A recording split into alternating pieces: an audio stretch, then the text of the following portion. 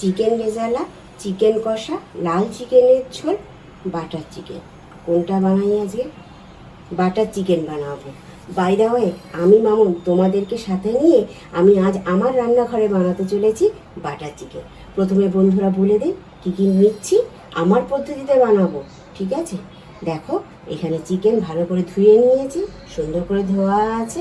এছাড়া দেখে নাও, আমি কিন্তু পেঁয়াজকে দুরকমভাবে ব্যবহার করেছি, এক চপ, আর এটাকে আমি মিক্সিতে পেস্ট করব। মিক্সিতে পেঁয়াজের সাথে আমি আর কি পেস্ট করব দেখে নাও। এখানেও আছে কিন্তু পেঁয়াজ, টমেটো, কয়েকটা কাজু, রসুন, আর 3-4টে কাঁচা লঙ্কা, আর এই আদার টুকরো। এইটা আমি ব্যবহার করব মিক্সিতে পেস্ট করে। এছাড়া গুঁড়ো মশলা দেবো, নুন হলুদ তো লাগেই, ঠিক আছে? এছাড়া দেখো, শাহি গরম মশলা, মিট মশলা, আর কাশ্মীরি লঙ্কা অল্প কালারের জন্য।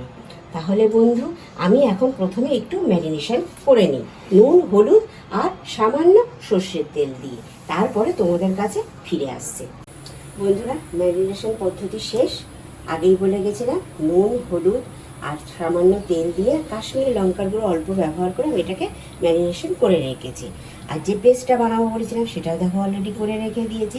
তোমরা চাইলে এগুলো আলাদা আলাদা করতে পারো, কোনো অসুবিধা নেই। কড়াইতে অলরেডি আমি সর্ষের তেল গরম করতে দিয়েছি। হ্যাঁ, বলবে বাটার চিকেন, বাড়ির লোকেদের কথা চিন্তা করে আমি অল্প সর্ষের তেলও ব্যবহার করছি, আর বন্ধুদের কথা ভেবে বাটার তো ব্যবহার করবই। দেখো বন্ধুরা, এই বাটারটা দিয়ে দিলাম।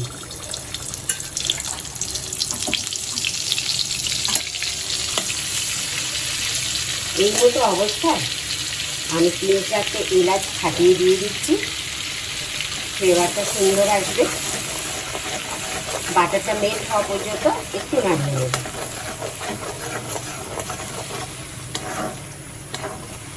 তোমরা চাইলে এটা পুরো বাটারেও বানাতে পারো। আচ্ছা, এই মতো অবস্থায় আমি দিয়ে দেব যেগুলো আমি চপ করে রেখেছিলাম।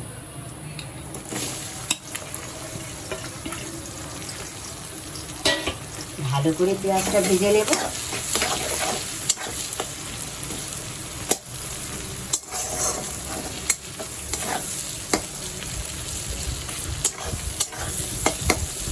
পেঁয়াজটা কিন্তু লাল লাল করে ভেজে নেব, সেই অবধি একটু অপেক্ষা করো। বন্ধুরা, পেঁয়াজে দেখো ব্রাউন কালার চলে এসছে। এবারে যে পেস্টটা আমি বানিয়ে রেখেছিলাম সেই পেস্টটা এবারে ঢেলে দেব।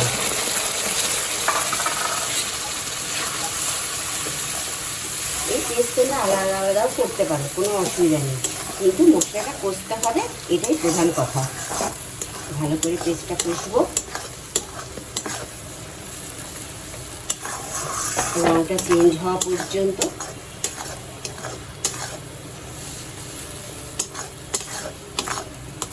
যতক্ষণ না এর কাঁচা গন্ধটা চলে যাবে ততক্ষণ পর্যন্ত একটু কষবো।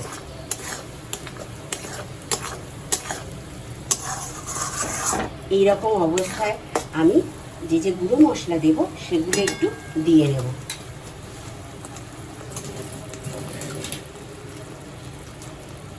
ম্যারিনেশনের সময় আমি কাশ্মীরি লঙ্কার গুঁড়ো একটু দিয়েছিলাম, এটা আবার পুনরায় দিয়ে দেব।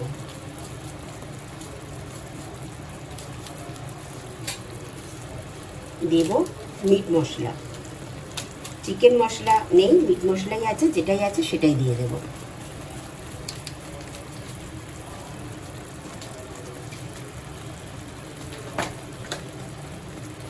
দেব আর একটু হলুদ গুঁড়ো,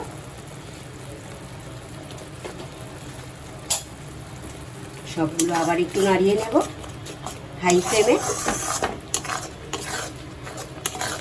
এই মশলাটা যতক্ষণ না অয়েল রিলিজ করছে ততক্ষণ পর্যন্ত কষবো, সেটাতে একটু সময় লাগবে।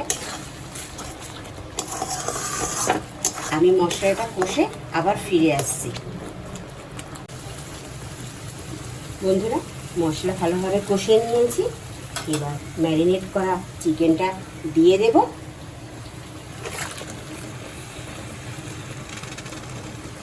সব শুদ্ধ ভালো করে কষে নেব। এই চিকেনটার সমেত আমি তেল মশলা 10 মিনিট কষবো ভালো করে। হাই ফ্লেমে এবং লো ফ্লেমে ভালো করে মশলা কষে নেব, যাতে টেস্টটা সুন্দর আসে। এইরকমভাবে আমি হাই এবং লো করে 10 মিনিট এই চিকেনটাকে আমি ভালোভাবে কষবো।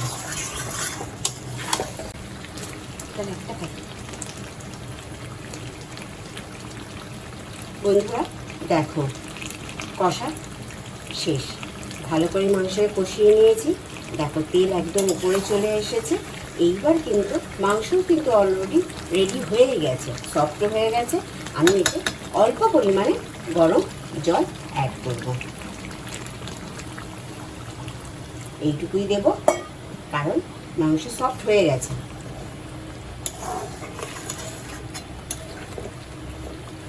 এইরকম অবস্থায় একটুখানি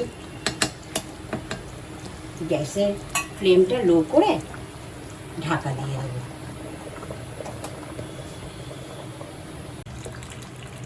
বন্ধুরা চিকেন আমার অলমোস্ট ডান। এই লাস্ট অবস্থায় আমি একটু দেবো, যেহেতু বাটার চিকেন, সেটা একটু বাটার আর গরম মশলা, আর কিছুই আমার দেওয়া নেই। আর তোমাদেরকে বলে রাখছি, এইটা আমি আমার পদ্ধতিতে বানিয়েছি। যদি আমার কোনো রকম ভুল হয়ে থাকে তোমরা মার্জনা করে নিও প্লিজ। আর আমার এই ভিডিওটাকে বেশি বেশি করে লাইক করে, কমেন্ট করে, শেয়ার করে একটু আমাকে তোমাদের মনে জায়গা করে নাও। এবার আমার বিদায় নেওয়া পালা, কিন্তু যাওয়ার আগে দিয়ে দেব শাহি গরম মশলা আর বাটার চিকেন। বাটারকে ছাড়া চলে গেলে হবে? দিয়ে দিলাম বাটার। তাহলে আজকে আমি আসি, আবার আসবো ফিরে তোমাদের মাঝে।